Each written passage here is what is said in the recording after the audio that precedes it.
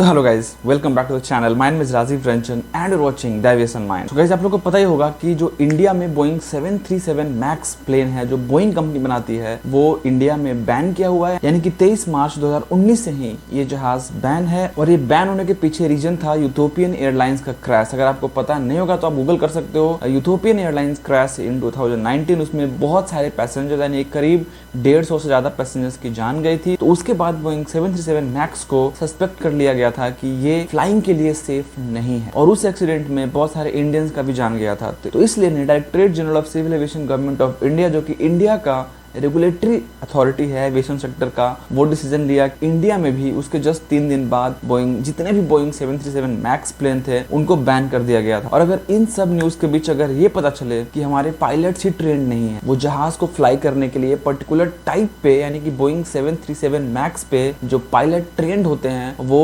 Accordingly trend नहीं है, अगर ये पता चले तो सोचो और कितना शॉक लगेगा। ऐसा ही कुछ हुआ स्पाइस जेट के 90 पायलट्स के साथ। जी हाँ गाइज, जो बोइंग 737 मैक्स प्लेन फ्लाई करते हैं उनको प्रॉपर्ली ट्रेंड नहीं पाया गया। और आपको पता है कि इंडिया में सिर्फ और सिर्फ स्पाइस जेट के पास बोइंग 737 मैक्स हैं, करीब 11 बोइंग 737 मैक्स हैं, जिसके लिए टोटल 144 पायलट्स की जरूरत होती है। बट क्योंकि ये एयरक्राफ्ट सस्पेक्टेड में रखा गया था तो इन 144 पायलट्स में से 90 पायलट्स को सलाखों के पीछे रखा गया है। यानी कि डीजीसीए ने ये सलाह दिया है स्पाइस जेट को। और मेरे हिसाब से और एविएशन के सेफ्टी पर्सपेक्टिव से ये जरूरी भी है वही पायलट्स प्लेन को फ्लाई करे जो प्रॉपर्ली ट्रेंड हो। जैसे एयरबस पे कोई पायलट अगर ट्रेंड हो एयरबस A320 पे, तो वही पायलट उस पर्टिकुलर जहाज को उड़ाए। बिकॉज जो आम जनता है उनको तो नहीं पता है कि पायलट कौन उड़ा रहे हैं, ट्रेंड है नहीं है क्या नहीं है। बट हमको और आपको पता है कि अगर ट्रेंड पायलट नहीं होंगे तो ऑब्वियसली इस टाइप के एक्सीडेंट्स और भी फ्यूचर में होते रहेंगे। बिकॉज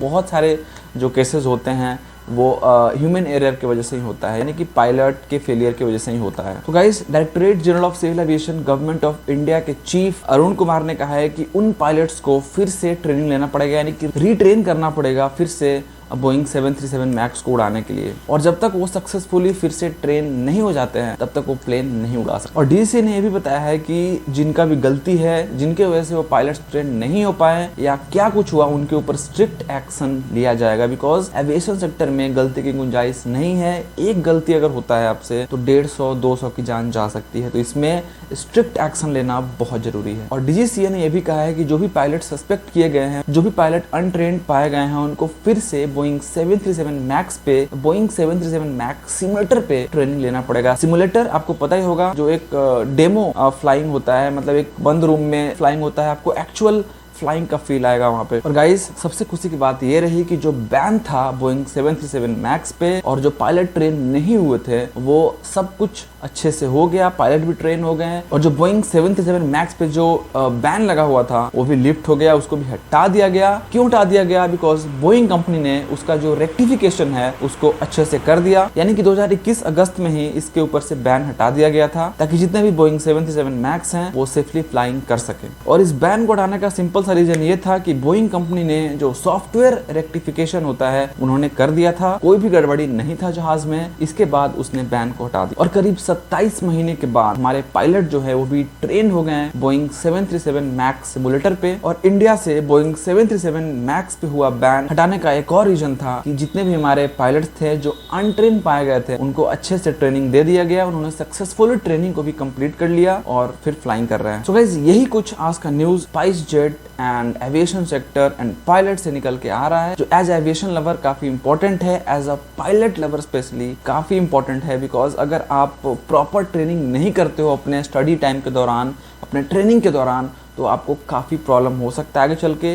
बट कोशिश ये करें कि आप जिस प्लेन पे ट्रेनिंग कर रहे हो उस पर प्रॉपर ट्रेनिंग करें और जहाँ पे आपको टाइप ट्रेनिंग के लिए भेजा जा रहा है वहाँ भी आप अच्छे से ट्रेनिंग करें और हर चीज़ को फुलफिल करें ताकि आप एविएशन को भी सेफ रख पाएं, आपके जहाज में जो पैसेंजर्स जाते हैं वो भी सेफ रहें, वो भी खुश रहें। गाइस, यही था हमारा आज का न्यूज़ जो कि स्पाइस जेट से निकल के आ रहा था। आशा करता हूँ आपको आज का वीडियो अच्छा लगा होगा। आज का वीडियो अच्छा लगा वीडियो को लाइक कर देना, चैनल पे अगर नए हो चैनल को सब्सक्राइब कर देना। इसी तरह से इंपॉर्टेंट एविएशन से रिलेटेड, एयरलाइन से रिलेटेड, पायलट से रिलेटेड, जॉब वैकेंसी से रिलेटेड, सैलरी से रिलेटेड वीडियोस देखने के लिए। और गाइस, अगर आपको कोई भी क्वेश्चन हो, कोई डाउट हो तो आप मुझे सीधे इंस्टाग्राम पे फॉलो कर सकते हो। इंस्टाग्राम का आईडी है वो यहाँ पे आपको इंस्टाग्राम का लिंक है डाल दूंगा डिस्क्रिप्शन बॉक्स में, आप पे जाकर मुझे इंस्टाग्राम पे फॉलो कर सकते हो। एंड कोई भी क्वेश्चन, कोई भी क्वेरीज हो आप पूछ सकते हो। डिस्क्रिप्शन बॉक्स में इंस्टाग्राम का लिंक होगा। और सबसे लास्ट में एक इम्पॉर्टेंट अनाउंसमेंट, मेरा एक ब्लॉग चैनल है। आप में से जिन लोगों को भी ब्लॉगिंग में इंटरेस्ट है, यानी कि ट्रैवल ब्लॉग देखना पसंद है, जिनको इंटरेस्ट है, सिर्फ उनके लिए बोल रहा हूँ, जाइए डिस्क्रिप्शन बॉक्स में मेरे ब्लॉग चैनल का लिंक होगा।